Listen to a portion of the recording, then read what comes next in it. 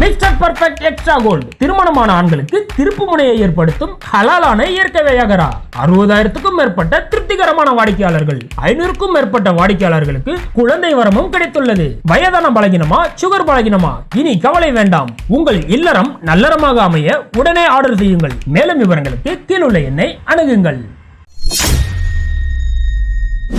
விஜயை சுற்றி வளைத்த சிபிஐ, அவசரமாக புக்கிங் செய்யப்பட்ட 50 ரூம்கள், உளவுத்துறை கொடுத்த பகிரங்க தகவல்கள்.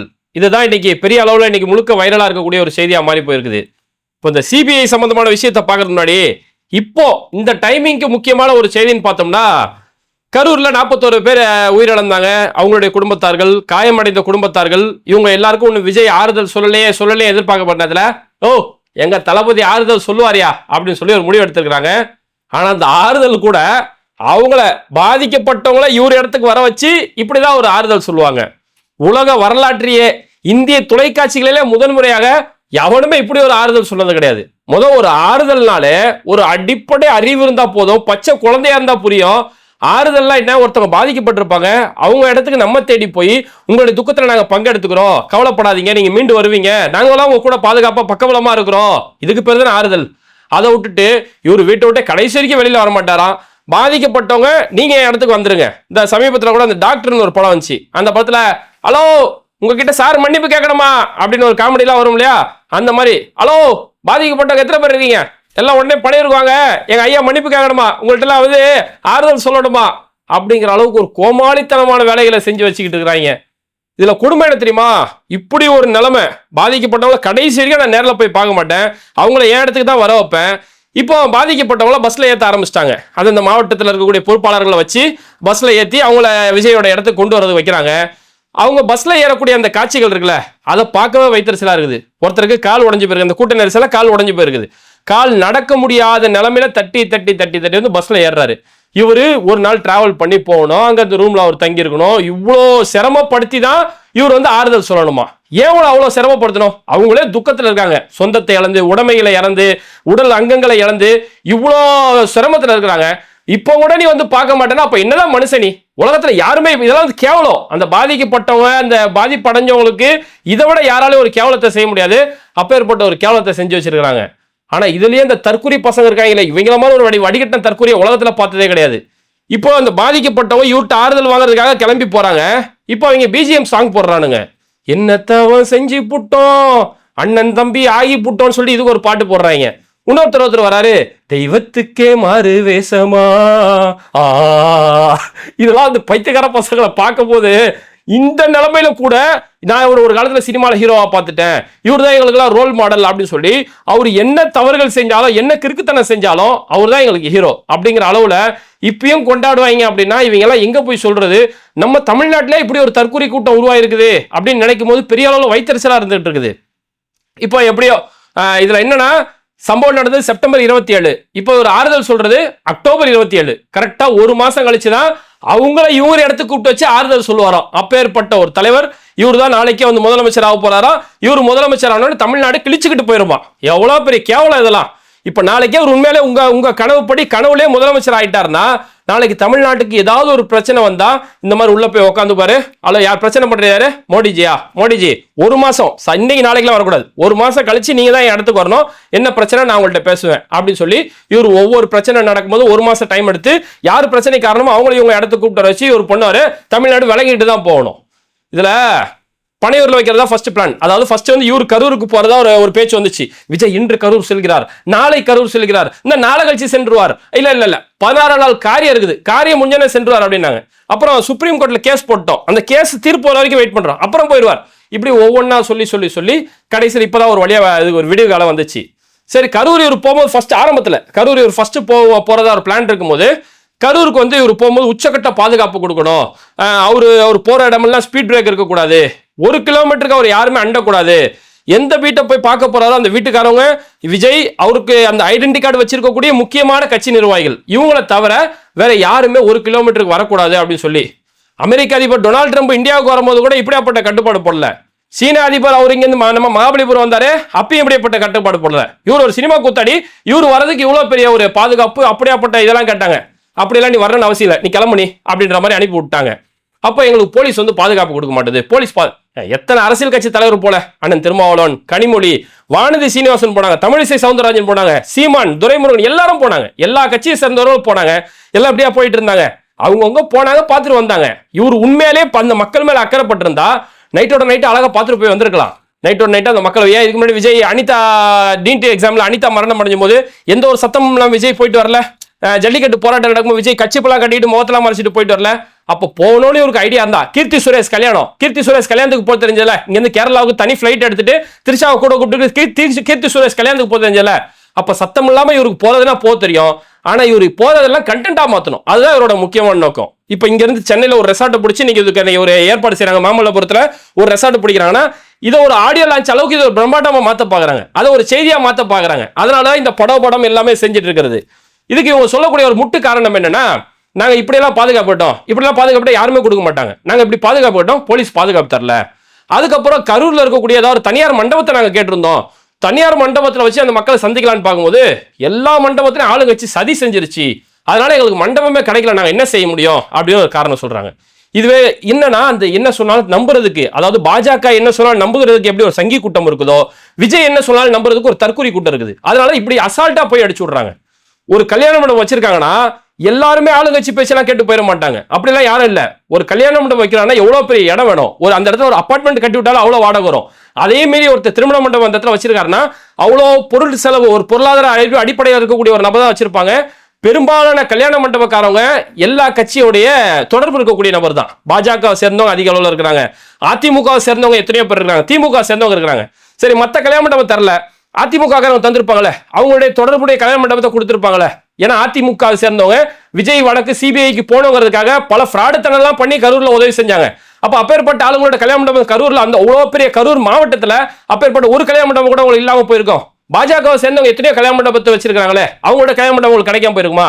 அப்போ உண்மையிலே உங்களுக்கு போகணுன்றது அக்கறை என்ன இருந்திருந்தா இவர் இப்படியோ போயிருக்கலாம். ஆனா என்ன சொல்றோம், ஆளுங்கட்சி சதி செஞ்சுட்டாங்க, நாங்க எங்க போனாலும் எங்களுக்கு கல்யாண மண்டபத்தை புக்கிங் பண்ணிடுறாங்க, எங்களை உள்ளே விட மாட்டாங்க அப்படின்னு சொல்லி ஒரு சாக்கு போக்குகள் சொன்னாங்க.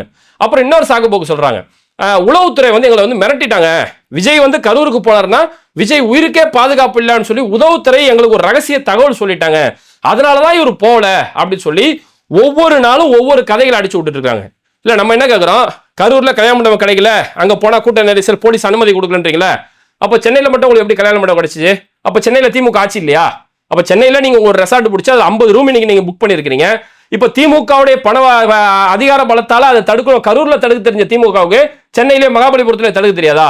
அப்ப என்னன்னா பொய், வாயை திறந்தாலே பொய் ஒரு அரசியல் செய்யறது. இப்ப திமுக அங்க கரூர்ல எங்களுக்கு தேவையான போலீஸ் பாதுகாப்பு கொடுக்கலங்கிறாங்க, அப்ப மகாபலிபுரத்துல மட்டும் உங்களுக்கு யார் பாதுகாப்பு கொடுப்பா? அதே தமிழ்நாடு காவல்துறை உங்களுக்கு பாதுகாப்பு கொடுக்க போறாங்க. அதனால இந்த மாதிரி பல வகையான விஷயங்களை வச்சு இவர் என்னைக்குமே ஹீரோ பிம்பம் இருக்கணும், அந்த ஹீரோ பிம்பம் தவிடுபடி ஆயிடக்கூடாதுங்கிறதுக்காக ஒவ்வொரு நாளும் ஒவ்வொரு கதைகள். உளவுத்துறை அப்படியே தகவல் கொடுக்குறாங்கப்பா, உன் உயிருக்கு பாதுகாப்பு இல்ல. ஏன்னா அந்த கரூர்ல அந்த பிரச்சனை நடந்த நேரத்துல விஜய் இடத்துல போனா பாதிப்படைஞ்ச மக்களை யாரோ ஒருத்தர் கோபம் அடைய செய்வாங்கன்னு சொல்லி இதெல்லாம் ஆரம்ப நேரத்துல சொன்னது. அது ஒரிஜினல் சிடிஆர் நிர்மல்குமார், நீங்க எல்லாம் வெளியில போயிருங்க, நீங்க இருந்தீங்கன்னா இன்னும் பிரச்சனை ஆகும், இதெல்லாம் சொன்னதெல்லாம் ஆரம்ப நேரத்துல சொன்னாங்க. அதுக்கப்புறம் நிலைமை மாறிடுச்சு. இப்ப நீங்க 20 லட்சம் பணம் கொடுத்தா அந்த மக்கள் உங்க மேல நன்மதிப்புதலா தான் இருக்கிறாங்க. அப்ப என்னடா உளவுத்துறை சொல்லிட்டாங்க, உளவுத்துறை எல்லாம் தான் சொல்லுவாங்க. ராகுல் காந்தி இங்க ஜோடா யாத்திரா நடத்தி போனாரு, காஷ்மீருக்கு போறாரு. இந்தியாவுடைய பாதுகாப்பு ரொம்ப மோசமான நிலைமையில பார்க்கப்படக்கூடிய ஒரு மாநிலம் காஷ்மீருக்கு ராகுல் காந்தி போகும்போது ராகுல் காந்தியோட இந்த பல பாதுகாப்பு வீரர்கள் தளர்த்தப்பட்டது, அந்த பாதுகாப்பெல்லாம் பேக் வாங்கினாங்க. ராகுல் காந்தி மட்டும் தான் தனியா இருக்கிறாரு, ரொம்பவே பாதுகாப்பு ரொம்ப மோசமா இருக்கக்கூடிய ஒரு இடமா சொல்லக்கூடிய இடம். அந்த இடத்துல ராகுல் காந்தி போகும்போது பல பாதுகாப்பு வீரர்கள் அங்க இல்ல. ஆனா அதையும் தாண்டி போல மக்கள் மேல ஒருத்தனுக்கு அவன் நம்பிக்கை இருந்து, மக்கள் மேல ஒருத்தனுக்கு அக்கறை இருந்ததுன்னா அவன் எந்த ஒரு இடத்துலயும் போய் சேருவான். அதுக்கு ராகுல் காந்தி மிகப்பெரிய ஒரு உதாரணம். ஆனா மக்கள் மேல அக்கறை இல்ல, என்னோட ஹீரோயிசம் எப்பவுமே பக்காவா இருக்கணும் அப்படின்னு நினைச்சாருன்னா இவருக்கு எப்பேற்பட்ட Z பாதுகாப்பு Y பாதுகாப்பு என்ன கொடுத்தாலும் இவர் அங்க போக மாட்டாருங்கிறதுக்கு விஜய் அதுக்கு மிகப்பெரிய ஒரு உதாரணம். சரி, இப்ப இந்த 50 பேரை இந்த பாதிக்கப்பட்டவங்கள வர வச்சு இங்க வைக்கிறாங்க இல்லையா, இந்த ப்ரோக்ராம் ஆக்சுவலா பனையூர்ல தான் பிளான் பண்ணியிருந்தாங்களாம். ஆரம்பத்துல அந்த கட்சியோட நிர்வாகிகள் சொன்னது என்னன்னா, பனையூர்ல இந்த ப்ரோக்ராம் வைக்கிறாங்க, பாதிக்கப்பட்டவங்க இங்கே வர வச்சு விஜய் ஆறுதல் சொல்ல போறாரு, செப்டம்பர் 27 நடந்தது, அக்டோபர் 27 இந்த சம்பவம் நடக்க போகுது அப்படின்னு சொல்லிட்டு இருந்தாங்க. அதுக்கப்புறமா விஜய்க்கு இது தகவல் போயிருக்குது, ஆல்ரெடி உங்களை பனையூர் பனையாருன்னு சொல்லிட்டு இருக்காங்க, நீ பனையூர்ல வச்சு எல்லாத்தையும் முடிச்சுக்கிறீங்க, பனையூர்ல பதுங்கி இருக்கிற விஜய் வெளியில வரமாட்டாருன்னு சொல்றாங்க, இன்னும் நீங்க பனையூர்ல இந்த மீட்டிங் நடத்துனீங்க உங்களுக்கு பெரிய ஒரு ஆபத்தாகி போயிடும், உங்க பேர் சம்மளோட டேமேஜ் ஆயிரும் அப்படின்னு சொன்னதுக்கு பிறகு அதோட பனையூர்ல இருந்து ரொம்ப தூரம், ரொம்ப ரொம்ப லாங் லாங் லாங் ஆகோ அப்படிம்பாங்களே, அந்த மாதிரியான ஒரு தூரம் மகாபலிபுரம். பனையூர்ல இருந்து மகாபலிபுரம்னா 4 பஸ், 7 ட்ரெயின், ஒரு ஹெலிகாப்டர், இது இருந்தாதான் பனையூர்ல இருந்து மகாபலிபுரம் போறோம். அவ்வளோ பெரிய தூரத்துல வந்து வச்சிருக்காங்க. அதனால ஆரம்பத்திலே கிடையாது. கரூர்ல உங்களுக்கு மண்டபம் கிடைக்கல, கரூர்ல போனா உங்களுக்கு பிரச்சனையா இருக்கு. என்னன்னா கரூர்ல போனா யாராவது திட்டிடுவாங்க. 41 பேர்ல யாராவது ஒரு குடும்பத்தாராச்சும் கண்டிப்பா கேள்வி கேட்பாங்க. ஏன்னா இப்ப இன்னைக்கு விஜய் அழைச்சிருக்கும் போது 5 குடும்பத்தை சேர்ந்தவங்க நிராகரிச்சிருக்காங்க. ஏங்க நாங்க பாதிக்கப்பட்டிருக்கோம், இப்ப கூட எங்களை ஒரு எங்க பார்க்க வரமாட்டார்னா இவரெல்லாம் என்னங்க மனுஷன் சொல்லி 5 குடும்பத்தை நாங்க போறதை தவிர்த்திருக்காங்க. அப்போ மனசாட்சி இருக்கக்கூடிய ஒரு துளி அளவாச்சும் ஒரு தைரியம் இருக்கக்கூடிய யாரோ ஒருத்தர் விஜய் வரும்போது கேள்வி கேட்பாங்க. உன்னாலதான் செத்து போனேன், இப்போ கூட பார்க்க வர மாட்டியா அப்படின்னு சொல்லி யாராவது ஒருத்தவங்க கேள்வி கேட்டாங்க தான் கரூர் போறதை தவிர்த்தாரு. இப்போ உங்களுக்கு கரூர் தான் பிரச்சனை அப்படின்னா நீங்க என்ன செய்யலாம், பக்கத்துல இருக்கக்கூடிய நாமக்கல்ல கொண்டு போய்க்கலாம். அப்படியே பக்கத்து மாவட்டம், மிஞ்சி போனா 30-35 கிலோமீட்டர் தான் இங்க இருக்கும். இப்போ பனையூர்ல இங்க வைக்கிறதா பிளான் இருந்ததுல, பனையூர்ல இருந்து மகாபலிபுரம் அதுவுமே சேம் 30 கிலோமீட்டர் தான். அப்ப விஜய்க்கு இங்க இருந்து ஒரு 30 கிலோமீட்டர் டிராவல் பண்ணி வர்றது உங்களுக்கு இதுவா தெரியுது. அங்க பாதிக்கப்பட்ட கை உடைஞ்சு போய் உயிரிழந்து போய் இப்பேற்பட்ட குடும்பத்தார்கள் அங்க இருந்து கரூர்ல இருந்து சென்னைக்கு டிராவல் பண்ணி வந்து இங்க மகாபலிபுரத்துக்கு போய் இப்பேற்பட்ட சிரமம் ஏற்படணும் அப்படின்னா இந்த 30 கிலோமீட்டர் தான் இவருடைய டிராவல். இந்த 30 கிலோமீட்டர் தான் இவரோட அரசியல் வட்டம் அப்படிங்கிறது இப்பயாச்சும் அந்த ரசிகர்கள் கொஞ்சமாச்சும் புரிஞ்சுக்கணும். இன்னும் இன்ஸ்டாகிராம் இது நான் பார்க்கும்போது ஆரம்பத்தில் பல ரசிகர்கள் இப்போ திரும்பி வரதை பார்க்க முடியுது. என்னடா அது இப்போ கூட வீட்டை விட்டு வெளில வர மாட்டார், நம்ம தானே அவருக்கு தேவையில்லாம ஃபயர் விட்டுட்டு இருக்கோம், கட்சியில் உள்ள ஒருத்தன் பேச மாட்டான், எவனுமே வெளில வர மாட்டான், நம்ம தானே ஃபயர் விடுறோம்னு சொல்லி ஒரு கட்டத்தில் ஆதங்கம் தாங்க முடியாம பல ரசிகர்கள் இன்னைக்கு அவங்களுடைய அந்த ஆதங்கத்தை வெளியில கொட்டக்கூடிய காட்சிகள்லாம் இன்னைக்கு பார்க்க முடியுது. பல பேர் திருந்தி வந்துட்டு இருக்கக்கூடிய காட்சிகளையுமே பார்க்க முடியுது. அதுவும் இந்த பனையூர் சந்திப்பு பாதிக்கப்பட்டோம் கை கால் உடஞ்சோலாம் இங்க வந்து பாக்குறத பார்த்து பல ரசிகர்கள் இது உண்மை நிலைமையை புரிஞ்சுக்கக்கூடிய காட்சிகள் இந்த இடத்துல பார்த்துட்டு இருக்க முடியுது. ஆனா இதுக்கு நடுவில் நடந்திருக்கக்கூடிய உண்மை சம்பவம் என்னன்னா, கரூர் காவல்துறை இப்போ வரைக்கும் அவங்க சொல்றாங்க முறையான அனுமதி கேட்டு முறையான எங்கள்கிட்ட கடிதம் கொடுத்து அவங்க எங்கள்கிட்ட பாதுகாப்பு கேட்டாங்கன்னா நாங்க தாராளமா பாதுகாப்பு கொடுக்க நாங்க தயாரா இருக்கிறோம்னு சொல்லி இப்போ வரைக்கும் கரூர் மாவட்ட காவல்துறை இப்போ வரைக்கும் அவங்களுடைய ஸ்டாண்ட்ல ரொம்ப ஸ்ட்ராங்கா இருக்கிறாங்க. எல்லா அரசியல் கட்சிகள் எப்படி பாதுகாப்பு கேட்பாங்களோ அந்த முறைப்படி அந்த புரோட்டோகால் என்னவோ அந்த முறைப்படி எங்கள்கிட்ட பாதுகாப்பு கேட்டா இந்த நிமிஷம் கூட நாங்க பாதுகாப்பு கொடுக்க தயாரா இருக்கிறோம் அப்படின்னு சொல்லியிருக்காங்க. அதுதானே இன்னைக்கு சென்னையில் நடந்திருக்கு. இப்போ மகாபலிபுரத்தில் இந்த ப்ரோக்ராம் நடக்க போது அங்கேயுமே தமிழ்நாடு காவல்துறை தான் செய்யுது. அப்போ காவல்துறை செய்யறாங்க, கரூர்லயும் செய்வாங்க, இங்கேயும் செய்வாங்க. உங்களுக்கு கரூர் போக தைரியம் இல்ல, அந்த மக்களை சந்திக்க தைரியம் இல்ல, அதனால பாதிக்கப்பட்டவங்க 20 லட்சம் கொடுத்துட்டு தான். நல்லா பாருங்க, 20 லட்சம் கொடுத்ததுக்கு பிறகுதான் இங்க விஜய் கூப்பிடுறாரு. அப்பேற்பட்ட ஒரு நிலைமை ஏறி வச்சிட்டு இருக்காரு. இதுல என்னன்னா இப்போ இந்த வடகிழக்கு பருவமழை பெரிய அளவுல தீவிரம் அடைஞ்சிட்டு வந்துருக்குது. புயல் இப்போ வருமா அப்போ வருமா ஆந்திராவை நோக்கி போயிருமான்னு சொல்லி இப்ப பெரிய அளவுல பேசப்பட்டு இருக்கு. நாளைக்கு தான் இந்த ப்ரோக்ராம் வச்சிருக்காங்க, நாளைக்கு 27ஆம் தேதி வச்சிருக்காங்க. ஒருவேளை நாளைக்கு அங்க புயல் ஏற்பட்டு, ஏன்னா மகாபலிபுரம் பனையூர் இதெல்லாம் ஈசிஆர் ரோடு, அங்க ஈஸியா அந்த புயல் வரக்கூடிய ஒரு ஏரியா. அப்ப அந்த இடத்துல நாளைக்கு ஒரு புயல் கரையை கிடக்குது, அந்த மாதிரி ஏதாவது சுச்சுவேஷன் ஏற்பட்டது அப்படின்னா நாளைக்கு இந்த ப்ரோக்ராம் கேன்சல் பண்ணிட்டு போயிடாரு. சரி போனது போச்சு 30 நாள், நம்ம ஒரு வருஷம் காரியம் கூட அடிக்கலாமா அப்படி சொல்லி அடுத்த ஒரு வருஷத்துக்கு தள்ளி போறதுக்கு அதிகமான வாய்ப்பு இருக்குது. ஆனா அப்பயே இந்த தற்கொலை பசங்க என்ன பண்ணாங்க, புயல் வந்து அந்த ப்ரோக்ராமே கெடுத்துருச்சு. புயல் எங்க இருந்து வருது, வானத்துல இருந்து வருது, வானத்துல தானே சூரியன் இருக்கு, சூரியன் எங்க இருக்கு, திமுக இருந்து வருது, அதனால திமுக செஞ்ச சதிப்பா இதெல்லாம் சொல்லி அப்படியே சொன்னாலும் அதே நம்பர் அளவுக்கு தான் இங்க கூட்டம் இருக்குது. அப்படி ஒரு கூட்டம் இருக்கிறதால தான் விஜய்க்கு இவ்வளவு பெரிய அசாதாரண தைரியம். விஜய்க்கு நம்ம என்ன சொன்னாலும் நம்புறதுக்கு ஒரு கூட்டம் இருக்குல்ல அப்படின்ற அந்த அசாதாரண தைரியத்துல விஜய் இன்னைக்கு சுத்திட்டு இருக்காரு.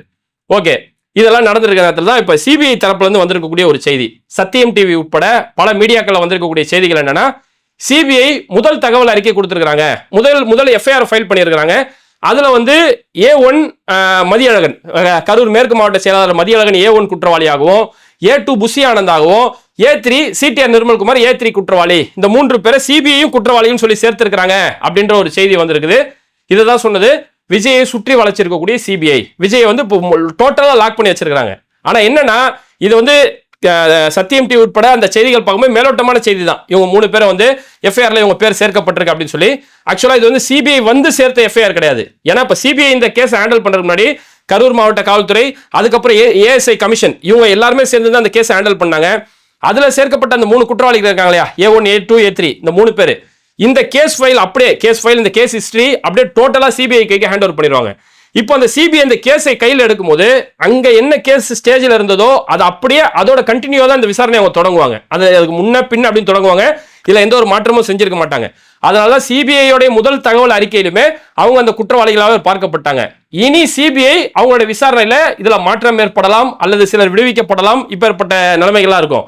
இங்க மாற்றமோ விடுவிப்போ இது எங்க முடிவாகும் அப்படின்னா விஜய் கையில தான் அந்த பதில் இருக்கு. ஏன்னா பாஜகவுக்கு கிடைச்ச மிகப்பெரிய ஒரு வாய்ப்பு. இங்க நிறைய பேர் சுத்தி இருந்தாங்களா, நீதி வெல்லும், நீதி வென்றது அப்படின்னு சொல்லி சுத்திட்டு இருந்தாங்களே, அந்த நீதி நீங்க தான் வெயிட்டா வந்து மொத்தமா வந்து மாட்டி இருக்கிறீங்க.